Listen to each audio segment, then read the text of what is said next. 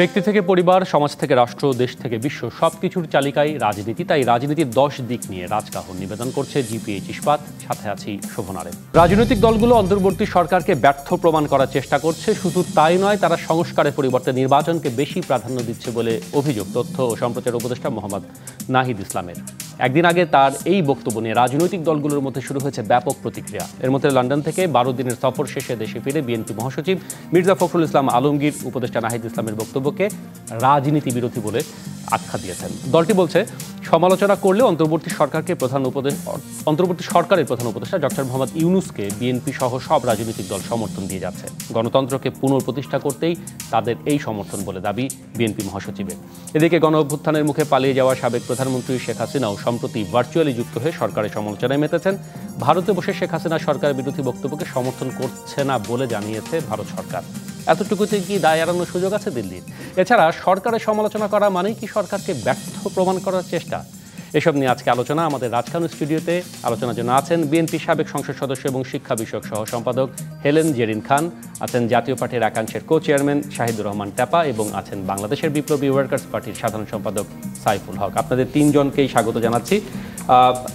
আমি একটা উপক্রমণিকায় বলছিলাম যে আসলে এক ধরনের পাল্টাপাল্টি বক্তব্য কিংবা কে কাকে ব্যর্থ করতে যাচ্ছে এরকম একটি শিরোনাম নিয়ে আমরা আলোচনা করতে চাই। শুরুতে যদি সাইফুল হক আপনার কাছে যাই, প্রশ্নটা আমি রেখেছি শুরুতেই, সেই প্রশ্নটা আরেকবার, যে মানে সরকারের সমালোচনা মানে কি তাকে সমর্থন না করা কিনা, আপনি কি মনে করেন? আপনাকে ধন্যবাদ। সম্মানিত দুজন আলোচক, আপনার দর্শক শ্রোতা, আমি তাদেরকেও শুভেচ্ছা জানাই। আপনার প্রশ্নের মধ্যে কিছুটা উত্তর আছে যে সরকারের সমালোচনা মানেই সরকারকে ব্যর্থ করা, এরকম একটা সরলীকরণে বক্তব্য রাখার এটার কোনো যুক্তিযুক্ত কোনো বক্তব্য না, এবং এটা কোনো দায়িত্বশীল কোনো বক্তব্য না। যে কোনো গণতান্ত্রিক সমাজে সরকারের ব্যাপারে সমর্থন থাকার পরেও সরকারের ব্যর্থতা, দুর্বলতা, ঘাটতি নিয়ে রাজনৈতিক দল নাগরিকদের নানা অংশ কথা বলবে, সমালোচনা করবে, তাদের ত্রুটি, দুর্বলতা, ঘাটতি তারা দেখিয়ে দেবেন। এটাই হচ্ছে যে কোনো দায়িত্বশীল রাজনৈতিক দল, জনগণের সমস্ত গুরুত্বপূর্ণ অংশ, এমনকি যে কোনো নাগরিকের এটা একটা গুরুত্বপূর্ণ তার একটা দায়িত্বের মধ্যে এটা পড়ে। আর যেটা বললেন যে রাজনৈতিক দলগুলো সরকারকে ব্যর্থ করবার চেষ্টা করছে, প্রথম কথা যে কোনো সরকার যদি ব্যর্থ হতে না চায় তাহলে কেউ কাউকে কিন্তু ব্যর্থ করতে পারে না, এক। আর এবারকার যে সরকার গঠন হয়েছে একটা ছাত্র শ্রমিক জনতার গণ অভ্যুত্থানের মধ্য দিয়ে আমাদের 16 বছর এবং 36 দিনের যে লড়াকু আন্দোলন, হাজারো ছাত্র শ্রমিক জনতার যে রক্তস্রোতের মধ্য দিয়ে যে সরকার, আমরা তো এককাট্টা সরকারকে সমর্থন দিয়ে আমরা আসছি। সুতরাং এই সরকার সকল রাজনৈতিক দলের যারা এখানে ক্রিয়াশীল আছেন তাদের সমর্থনে, তাদের ভালোবাসায় এবং তাদের কি বলবো একটা নৈতিক রাজনৈতিক সমর্থনের মধ্য দিয়ে সরকার তারা কিন্তু আছেন। রাজনৈতিক দলের সমর্থনের কোনো ঘাটতি হয়নি, বরঞ্চ সমস্যা তৈরি হয়েছে অন্যত্র। তৈরি হয়েছে সরকারের মধ্যেই অনেকগুলো সরকার কাজ করে কিনা, প্রধান উপদেষ্টার নেতৃত্বে এক ধরনের সরকার, ব্যুরোক্র্যাটদের পাল্টাপাল্টি এক ধরনের সরকার মনে হয়, তাদের মানে ডিফারেন্ট কোনো এজেন্ডা নিয়ে তারা কাজ করেন। ছাত্র তরুণরা সরকারকে অন্যভাবে তাকে পুশ করার একটা চেষ্টা তারা করেন। আবার সরকারের মধ্যে নিদারুণ সমন্বয়হীনতা, তাদের ঐকান্তিকতা, তাদের আন্তরিকতা, সদিচ্ছা নিয়ে কোনো প্রশ্ন নেই, মানে তাদের দক্ষতা, যোগ্যতা নিয়ে, দূরদর্শিতা নিয়ে তো প্রশ্ন আছে। তারা যে হিমালয় প্রমাণ প্রত্যাশা নিয়ে সরকার গঠন করেছেন, তারা বেশ কিছু গুরুত্বপূর্ণ পদক্ষেপ নিয়েছেন, কোনো সন্দেহ নেই। 4 মাস পার করাটাই এরকম একটা ঝঞ্ঝা বিক্ষুব্ধ সময়, এটা অত্যন্ত গুরুত্বপূর্ণ। মানে সেই জন্যই এই এরকম ঝঞ্ঝা বিক্ষুব্ধ সময়, সেটি আমরা সবাই জানি, নতুন করে ব্যাখ্যা করবার কিছু নেই। সেখানে সমালোচনা করেও যদি সরকার মানে অস্বস্তি বোধ করে, সেটিও কি করা উচিত কিনা? মানে সরকারকে যখন সমর্থন দেওয়াই হচ্ছে, কখন তাদের কাছ থেকে আরো মানে কখন এটা সুগম করা, আপনি অস্বস্তি যখন আপনি ক্ষমতার একটা বড় প্রবলেম হচ্ছে, এটা আপনাকে এখন একটু পাওয়ারের কথা বলতে হচ্ছে। ক্ষমতা হচ্ছে ক্ষমতার সাথে একটা এককেন্দ্রিকতা যুক্ত, ক্ষমতার সাথে এক ধরনের অগণতান্ত্রিক একটা মনস্তাত্ত্বিক জায়গাটা গড়ে ওঠে।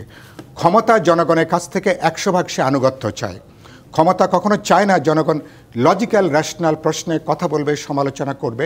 এটা হচ্ছে ক্ষমতার যেভাবে কাজ করে, আর ক্ষমতা সবসময় জনগণকে তার অন্য পার্টকে একটা ভয় ভীতি আতঙ্কের মধ্যে সে কিন্তু রাখে।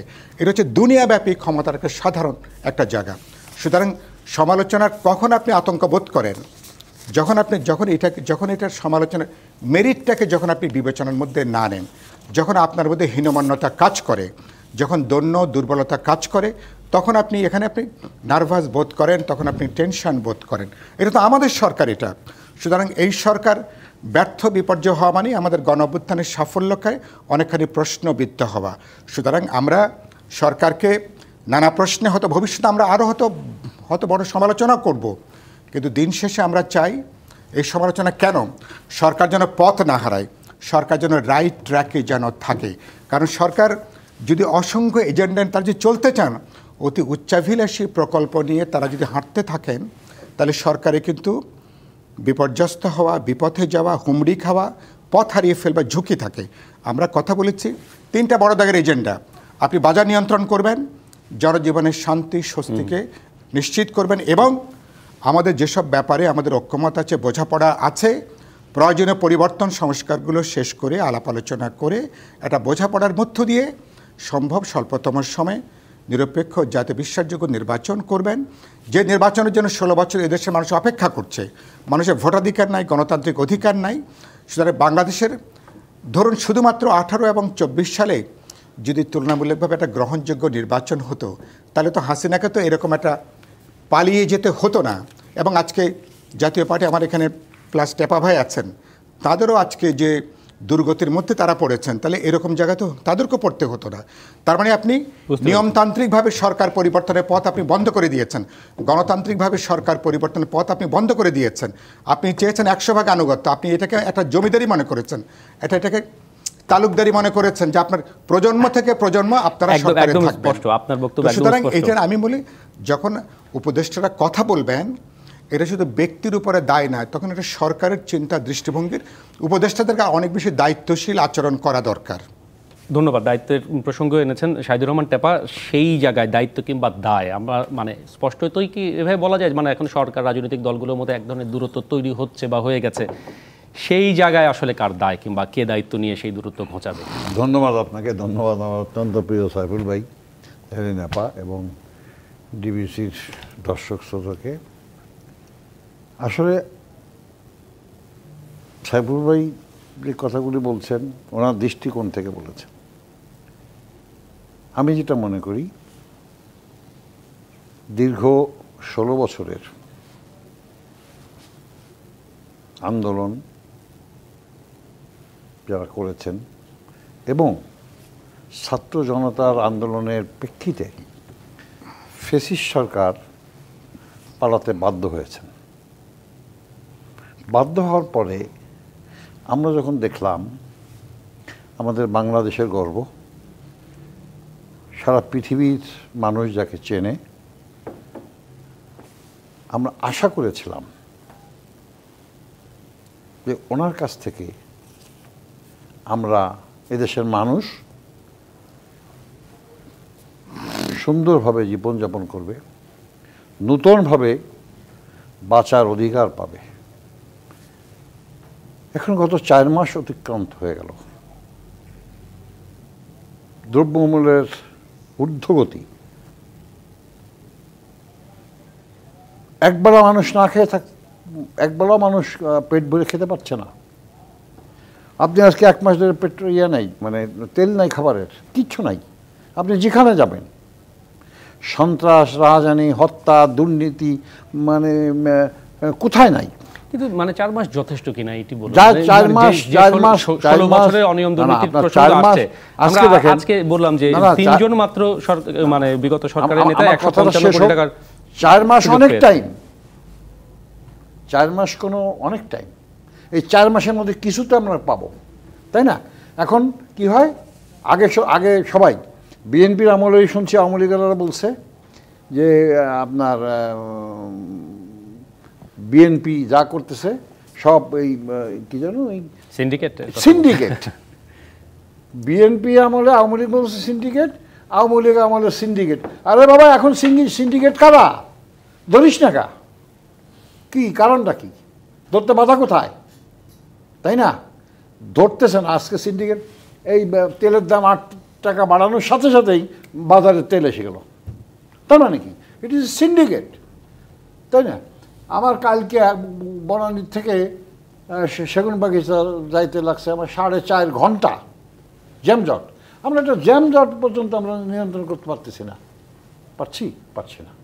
তো আমাদের প্রশ্ন হলো, রাজনীতিবিদদের কাছে রাজনীতি থাকতে হবে, জনগণের নির্বাচিত প্রতিনিধির কাছে ক্ষমতা হস্তান্তর করতে হবে।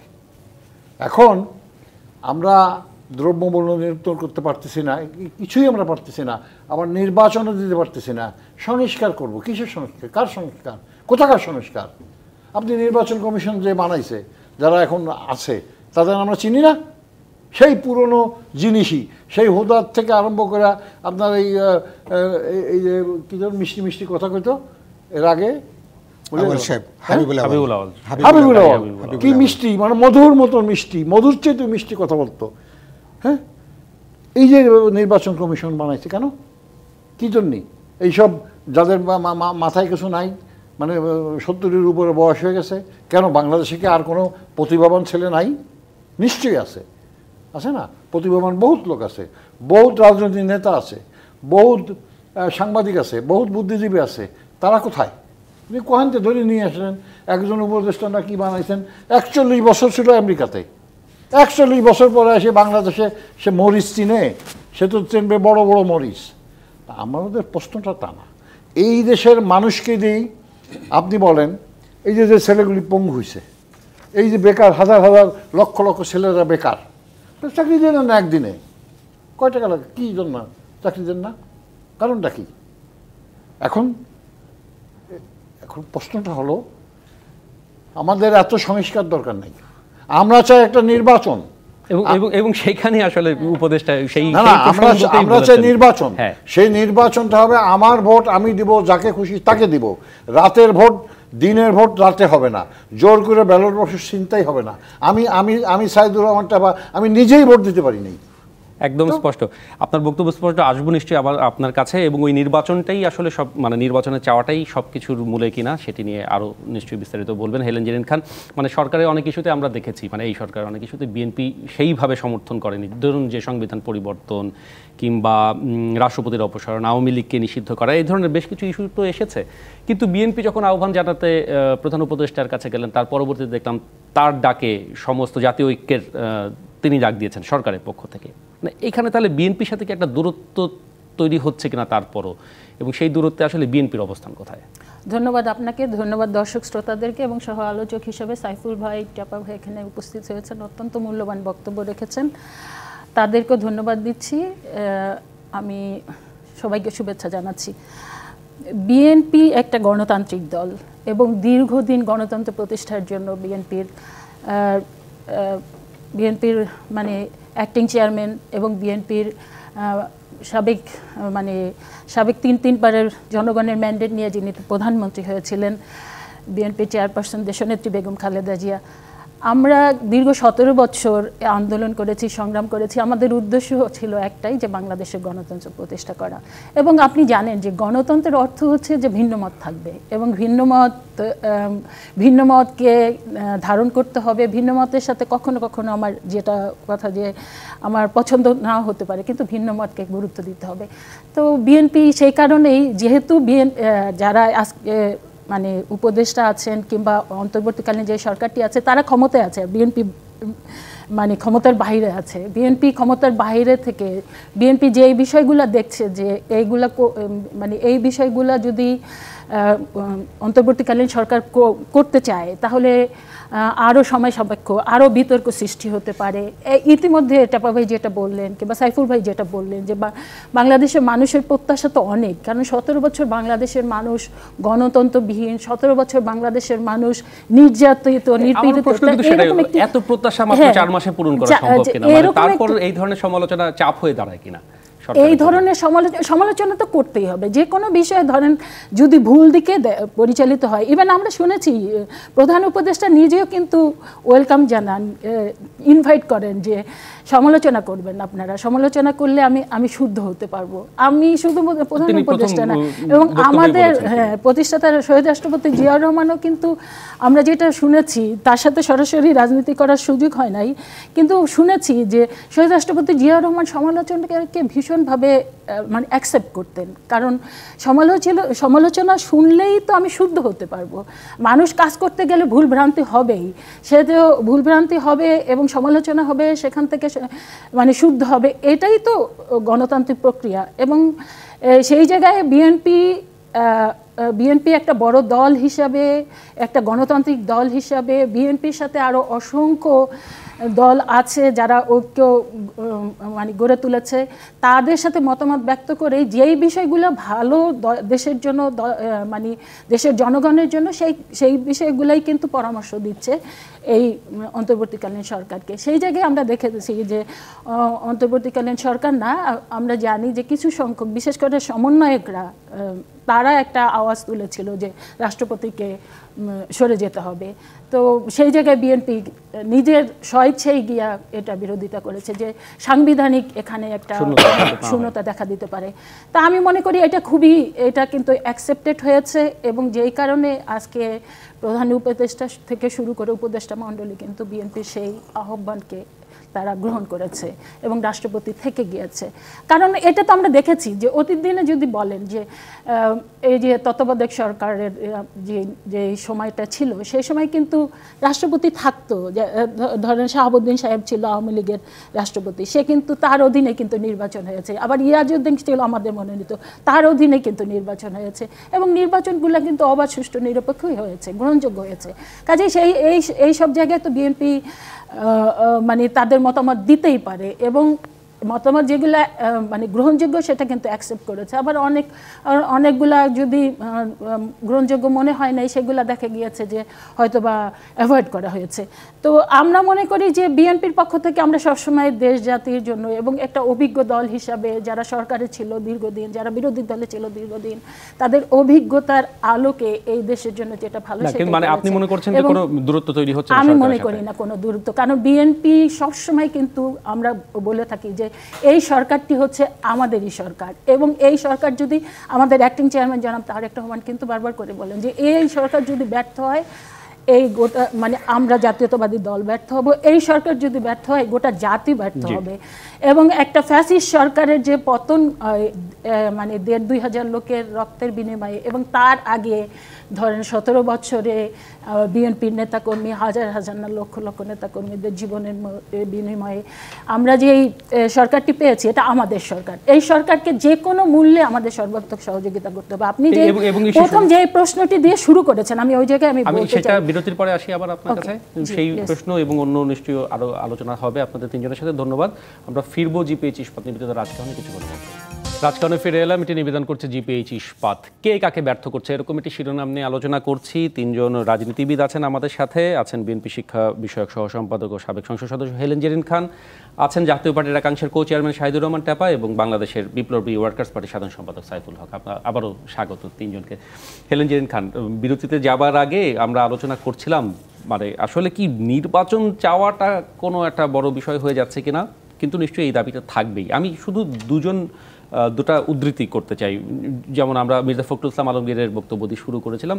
রুহুল কবির রিজভী, বিএনপি যুগ্ম মহাসচিব, সিনিয়র যুগ্ম মহাসচিব, তিনি এরকম বলেছেন যে বিএনপি নেত্রীরা যেমন শেখ হাসিনা দ্বারা নির্যাতন এবং মামলার শিকার হয়েছেন, প্রধান উপদেষ্টা ডক্টর ইউনূসও শেখ হাসিনা দ্বারা একই রকম নিপীড়নের শিকার হয়েছেন। তবে ডক্টর ইউনূসের উপর এমন নিপীড়নের প্রতিবাদ জানিয়ে বিএনপি বিবৃতি দিলেও জুলাই আগস্টে বিপ্লবের আগে বিএনপি নেতাকর্মীদের গুম খুনের প্রতিবাদে ডক্টর ইউনূস কেন বিবৃতি দেননি, এই প্রশ্ন তিনি তুলেছেন। আর আমরা যদি উপদেষ্টা নাহিদ ইসলাম 11 তারিখে এরকম কথা বলেছেন যে আন্তর্জাতিকভাবে নানা রকম অপপ্রচার চালানো হচ্ছে, গণ অভ্যুত্থানকে অনেকেই ঠিকমতো ব্যাখ্যা করতে পারছেন না, এত অল্প সময় এত বড় স্বৈরশাসকের পতন কীভাবে হলো তা মানুষ বুঝতে পারছে না, ফলে দেশের ভেতরে বাইরে নানা রকম ষড়যন্ত্র হচ্ছে, সংখ্যালঘু নির্যাতন নিয়ে অপপ্রচার চালানো হচ্ছে। এই আন্দোলনটা যে গণতান্ত্রিক অভ্যুত্থান তা অনেকে অস্বীকার করার চেষ্টা করছেন।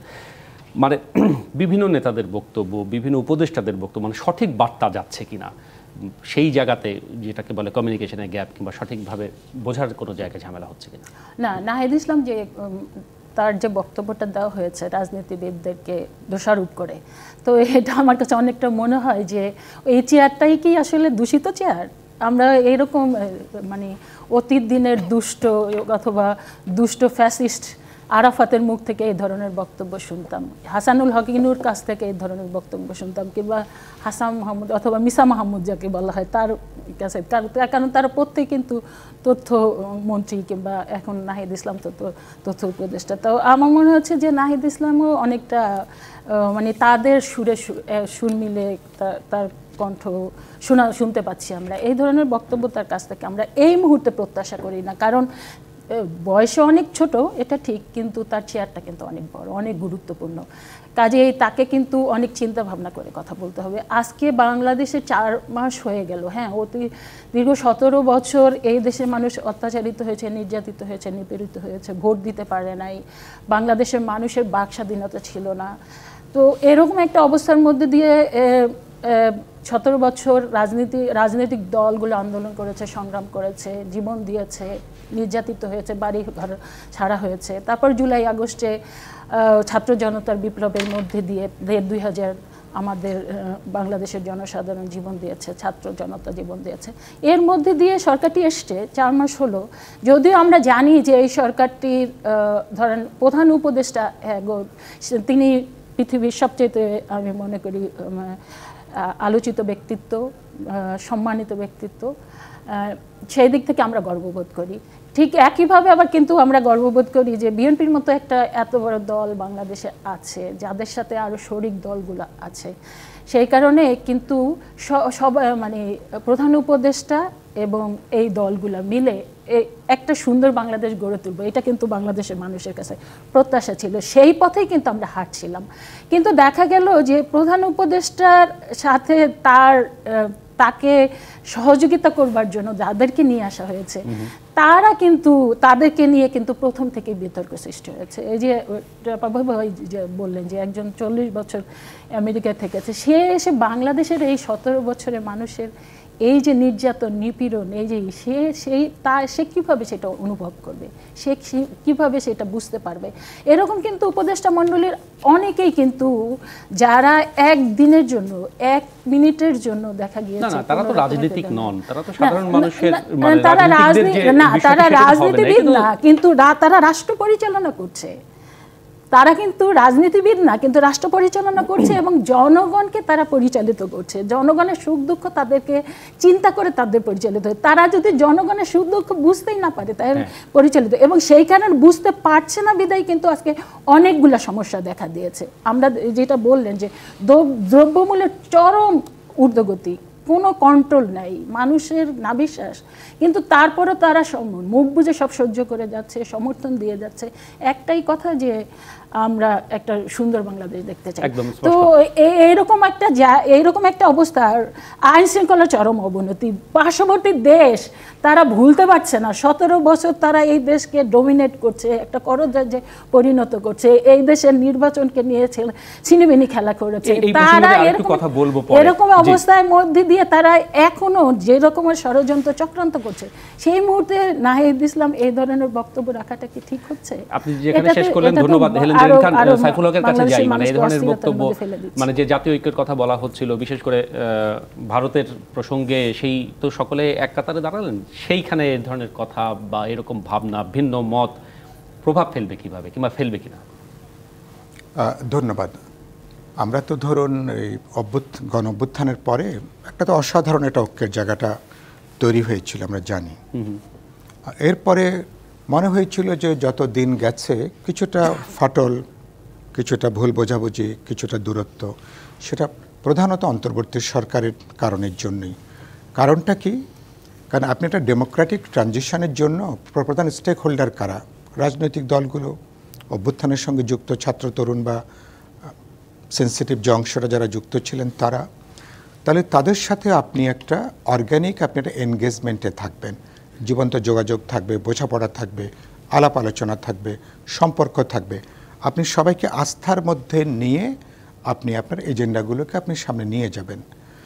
কিন্তু 2-3টে 15ই আগস্ট, দুর্গাপূজা, সর্বশেষ ভারতের সাম্প্রদায়িক উস্কানির প্রেক্ষিতে মূলত আমরা একসাথে আমরা বসে আমরা কিন্তু তারপরেও আমরা কিন্তু অসাধারণ একটা বার্তা দিয়েছি যে আমাদের মধ্যে মতাদর্শের পার্থক্য আছে, রাজনীতির পার্থক্য আছে, কিন্তু দেশের স্বার্থের প্রশ্নে, সার্বভৌমত্ব, নিরাপত্তা, জাতীয় স্বার্থের প্রশ্নে আমরা অ্যাক্রস দ্য পার্টিজ সবাই কিন্তু এ ব্যাপারে আমরা কিন্তু এক সুতায় গাঁথা। আমরা এই ব্যাপারে আমরা কিন্তু বিন্দুমাত্র কাউকে আমরা ছাড় দেব না। পাশাপাশি একই কথা বলেছি, এই ঐক্যটাকে আমরা গণতান্ত্রিক উত্তরণের পর্যায়ে এটাকে আমরা ধরে রাখতে চাই। তার মানে কি না ঐক্য ধরে রাখা মানে কি, তার মানে বৈচিত্র্যের মধ্যে ঐক্য। তার মানে আমি যখন রাজনীতির এজেন্ডাতে যাচ্ছি, শোভনের সাথে আমার পার্থক্য থাকতে পারে in terms of ideology, politics, কিন্তু ন্যাশনাল অনেকগুলো বড় দাগের প্রশ্নে আমি আমার ভোটাধিকার নিশ্চিত করতে চাই। আমি এটা অবাধ, নিরপেক্ষ, বিশ্বাসযোগ্য নির্বাচন 16 বছর পরে দেখতে চাই। বাংলাদেশ গণতান্ত্রিক অভিজাতের দিকে হাঁটবে।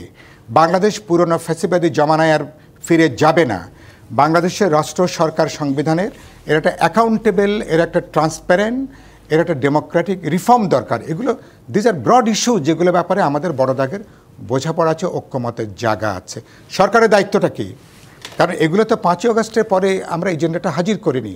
আমরা পরিবর্তনের রিফর্ম এজেন্ডা হাজির করেছি বিপ্লবী ওয়ার্কার্স পার্টি 10 বছর আগে, আমার গণতন্ত্র মঞ্চ 3 বছর আগে, আর আমরা বিএনপি সহ যুগপথের শরিকরা 31 দফা দিয়েছে আজ থেকে 2 বছর আগে। এটা 5ই আগস্টে হঠাৎ ঘুম থেকে আমাদের ওঠার পরে মনে হয়নি যে পরিবর্তন দরকার। মানে আমরা মানুষের কাছে আমরা অঙ্গীকারাবদ্ধ, সেই সংস্কার অনেক আগে থেকে দেখানো হচ্ছে। সুতরাং সেখানে আপনি এখন কি করবেন? সরকারকে দায়িত্বশীল আচরণ করা। অন্তর্বর্তী সরকার কাজটা কি? আপনি এটা মিডিয়েটরের ভূমিকা পালন করবেন, আপনি সংস্কারের ভিত্তিটাকে আপনি তৈরি করবেন, এবং এরপরে রাজনৈতিক দলগুলোর মধ্যে একটা বোঝাপড়া, একটা সমঝোতা, একটা রিকনসিলিয়েশনের জায়গাটা আপনি ডেভেলপ করার চেষ্টা করবেন। এটাই সরকারের দায়িত্ব।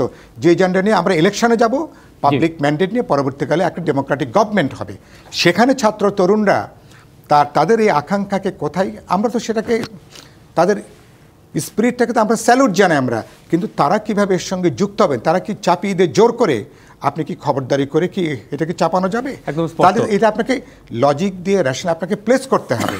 আপনি খবরদারির কথা বলেছেন, আমি এই শব্দটি নিতে চাই সাইদুর রহমান টেপা আপনার কাছে, মানে খবরদারি করা কিংবা সমর্থন দেয়া না দেয়া, সামগ্রিক এখন যে পরিস্থিতি। আমি খুব সোজা সাপটা বুঝি না, সেই জায়গায় কি প্রভাব ফেলবে? সোজা সাপটা বুঝি, সোজা সাপটা কথা বলি।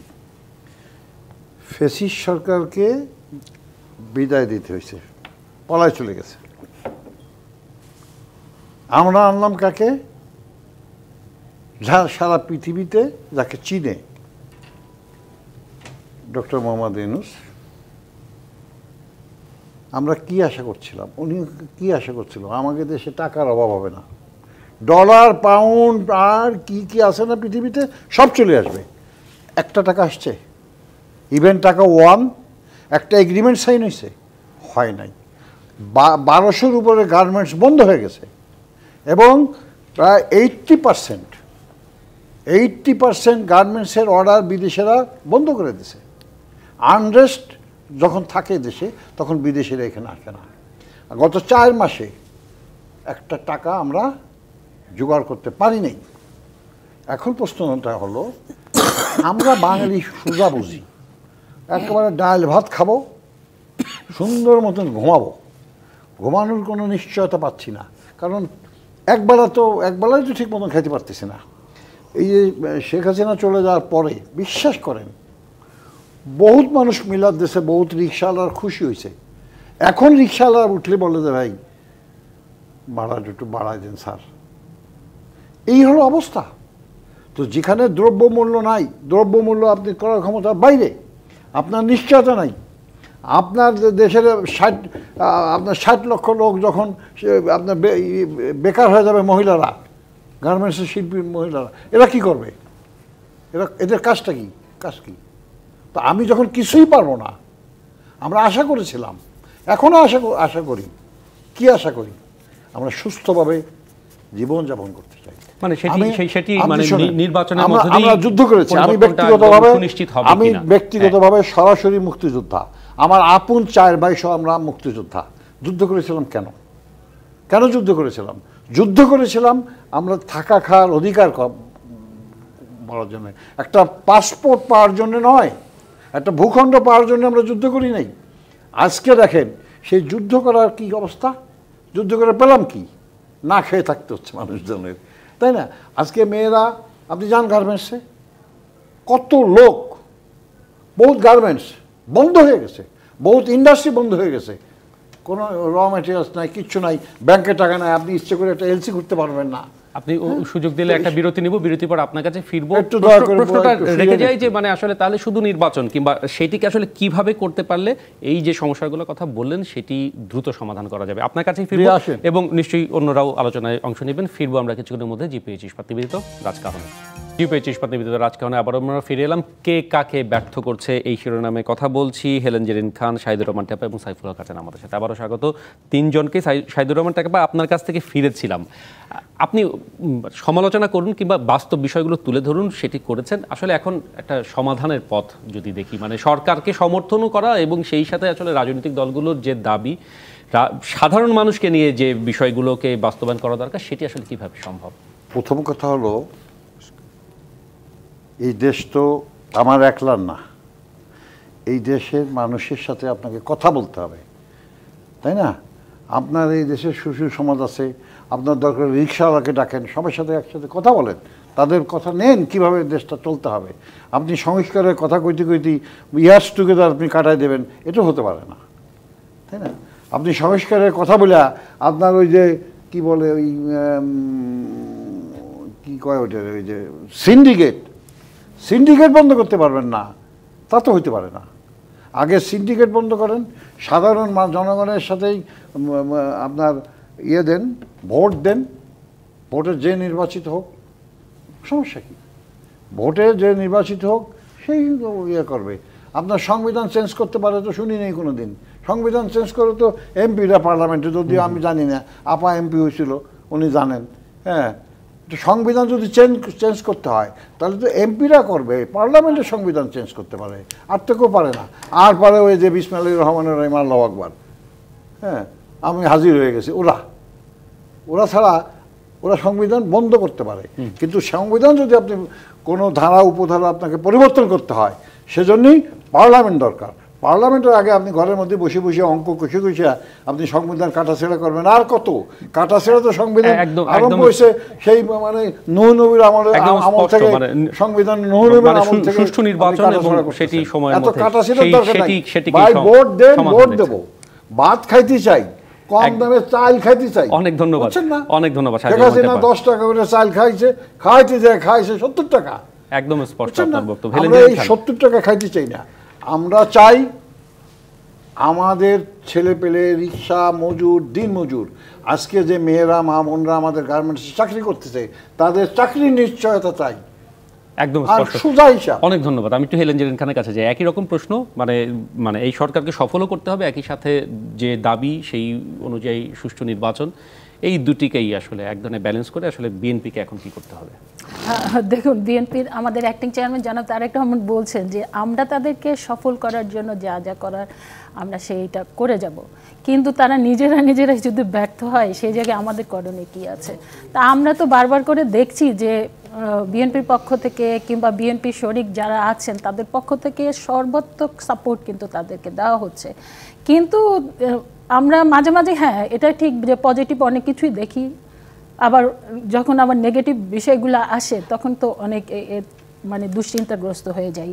যখন আমরা দেখি যে ফ্যাসিস্টদের মধ্যে উদরপিণ্ডি বুদর ঘাড়ে দেওয়ার চেষ্টা করে, নিজেরা ব্যর্থ হচ্ছে, নিজেরা ভুল করছে, সেইগুলা যখন রাজনীতিবিদদের ঘাড়ে তুলে দেওয়ার চেষ্টা করে, তখন তো সত্যিকার অর্থেই আমরা চিন্তিত হয়ে পড়ি যে আসলে তারা কি করছে। হতাশ অবশ্যই হয় না, কারণ বিএনপি তো যেহেতু বৃহৎ দল এবং তারা নির্যাতিত নিপীড়িত হয়ে একটা বিএনপি একটা খাঁটি সোনায় পরিণত একটি দলে পরিণত হয়েছে। তো বিএনপি হতাশ হয় না, বিএনপি তো সব ধরনের প্রতিকূলতা ফেস করেই আজকের অবস্থানে এসছে। এবং বিএনপি এটা সবাই জানে যে বিএনপি বাংলাদেশের এখন এখন না, আমি মনে করি সবসময় বিএনপি সবচেয়ে জনপ্রিয় দল এবং বিএনপি সবসময় দায়িত্বশীল আচরণ করেছে। সেটা শহীদ রাষ্ট্রপতি জিয়াউর রহমানের জায়গা থেকে যদি আপনারা তাকে মূল্যায়ন করেন, সেখানেও আমরা দেখব। আমরা দেশনেত্রী বেগম খালেদা জিয়ার ক্ষেত্রেও আমি একই অবস্থা দেখব এবং আমাদের অ্যাক্টিং চেয়ারম্যান জনাব তারেক রহমানকেও কিন্তু মানুষ দেখতে পাচ্ছে যে তিনি কতটা মানে দায়িত্বশীল আচরণ করছে, কতটা দায়িত্বশীলভাবে তার বক্তব্য উপস্থাপন মানে করছে সেই দেশ অবস্থানটি জাতির আসলে ধরে লক্ষ্যে। রাখবেন আপনারা। তো কাজেই আমরা সবসময় সেই দায়িত্ব পালন করে যাব এবং এই জায়গায় আমরা দুশ্চিন্তাগ্রস্ত এটা হই, কারণ কি বাংলাদেশের মানুষ তো 17 বছর একটা ভালো নির্বাচনের অপেক্ষায় আছে, বাংলাদেশের মানুষ কিন্তু ভোট দেওয়ার জন্য অপেক্ষায় আছে এবং আমরা জানি যে এই যে যারা অন্তর্বর্তীকালীন সরকার তারা পরিচালনা করছে, কিন্তু আমি বারবার করে আপনাদের এখানে এসে একটা জিনিস বলি, যেহেতু আমি তৃণমূল পর্যায়ের উঠে আসা একজন নেত্রী এবং তৃণমূল পর্যায়ে আমার রাজপথেই কিন্তু কাজ এবং সাধারণ মানুষের সাথে আমার কাজ এবং আমি মানে সাধারণ মানুষের মনের জায়গাটি আপনি সারাক্ষণ বুঝে সাধারণ বলছেন। মানুষের হ্যাঁ। জায়গাতেই থাকি, আমি রাজপথেই বেশি থাকি। আপনাদের মানে এই ধরনের তাদের টক আকাঙ্ক্ষাটাই শোতে আপনি তুলে ধরছেন। আমার একদম স্পষ্ট, উপস্থিতি ধন্যবাদ। খুব একটা বেশি না, অনেক ধন্যবাদ। সেই কারণে আমি কিন্তু দেখি যে আসলে মানুষ কিন্তু খুবই একটা অসহায় অবস্থান নিয়ে, কারণ নাগরিক সেবাটা কিন্তু মানুষ পাচ্ছে না। এই জায়গা সেই থেকে জায়গাটি মানুষ নিশ্চিত অনেক করা বুঝে জরুরি। যায়। সেই অনেক জায়গা ধন্যবাদ। যদি নিশ্চিত হেলেন করতে জেরিন হয় খান। তাহলে একটা নির্বাচন হওয়া দরকার এবং সেই জন্য একটা রোড ম্যাপ দরকার, কিন্তু সেইটা কিন্তু আমি সাইফুল হক এর কাছে যাওয়ার আগে যে একটা একটা বাক্য বাক্য বলছেন, আমি হ্যাঁ বলি। বলুন। হ্যাঁ, না বলে পারতেছি না। 5ই আগস্ট থেকে 8ই আগস্ট কিন্তু এদের সরকার ছিল না, জি, ছিল কে? সেনাবাহিনীর প্রধান মানুষকে শান্ত থাকতে বলছে, সরকারবিহীন 5ই আগস্ট থেকে 8ই আগস্ট।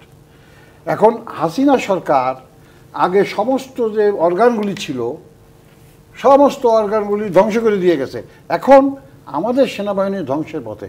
এখন তাদেরকে কি হচ্ছে? আমি একটু আপনার তাই না? বক্তব্য নাইট গার্ড স্পষ্ট। সাইফুল হক, করতেছে, রাস্তাঘাটে সময় পাহারা আসলে একটু দিতেছে, কম, এটা তো মানে আমরা চাই সমাধান না। কোন পথে এইটাই না আসলে না, আমি চাই। প্রথমত যে এই সরকারকে বিপর্যয়ের মধ্যে নেবার জন্য ভেতরে বাইরে তো বহুমুখী তৎপরতা আমরা জানি। পরিস্থিতিটা অনিশ্চিত, কিছুটা অস্থির, নানা ধরনের মানুষের গুজব, আলোচনা, সমালোচনা, উদ্বেগ, উৎকণ্ঠা। পরিস্থিতিটা খানিকটা উত্তেজনাপূর্ণ বটে, এটা অনিশ্চয়তায় ভরা। সেজন্য পরিস্থিতির উত্তেজনা হলে আমি মাঝে মধ্যে বলি, পলিসি মেকাররা উত্তেজিত হয়ে কোনো সিদ্ধান্ত নেবেন না। সরকারকে বহু ধরনের এজেন্ডা পুশ করা হচ্ছে, কিন্তু তাদেরকে সিরাতুল মুস্তাকিম, তারা কোন পথে হাঁটবেন। আমি মনে করি ইতিমধ্যে প্রফেসর ইউনূস তিনি যেটা বলেছেন, নির্বাচনেই একদম সে সময়, হ্যাঁ। তারা যেতে চান। সুতরাং এখানে দলগুলো সমর্থন নেবেন, প্রয়োজনীয় পরিবর্তন করে আমি এখন বিশ্বাস করি ডিসেম্বর জানুয়ারির মধ্যে আমরা আলাপ আলোচনা করে আমরা পরিষ্কার করে নির্বাচন কমিশন আখেরে তারা নির্বাচনের শিডিউল ডিক্লেয়ার করবেন। সুতরাং আগামী বছরের মধ্যে একটা জাতীয় নির্বাচনের মধ্য দিয়ে সরকার একটা জনপ্রতিনিধিত্বশীল পার্লামেন্ট বা সরকারের কাছে ক্ষমতা হস্তান্তর করলেই এই সরকারকে মানুষ কিন্তু A++ দেবে। একদম স্পষ্ট আপনার তাহলে বক্তব্য। বাংলাদেশ গণতান্ত্রিক অভিযাত্রার পথে খানিকটা হাঁটতে পারবে। পরিবর্তনের ভিত্তিটা সরকার তৈরি করবেন, পলিটিক্যাল পার্টিগুলো তারা সেটা ভবিষ্যতে এগিয়ে নেবেন। অনেক ধন্যবাদ সাইফুল হক, ধন্যবাদ শাহিদুর রহমান টেপা এবং হেলেন জেরিন খান, ধন্যবাদ জানাতে চাই যারা আমাদের সাথে ছিলেন। এই ছিল আজকের জিপিএইচ ইস্পাত নিবেদিত রাজকারণে। আগামী দিন আবারও ফিরবো রাত 10টায় রাজকারণে। থাকুন জিপিএইচ এর সাথে।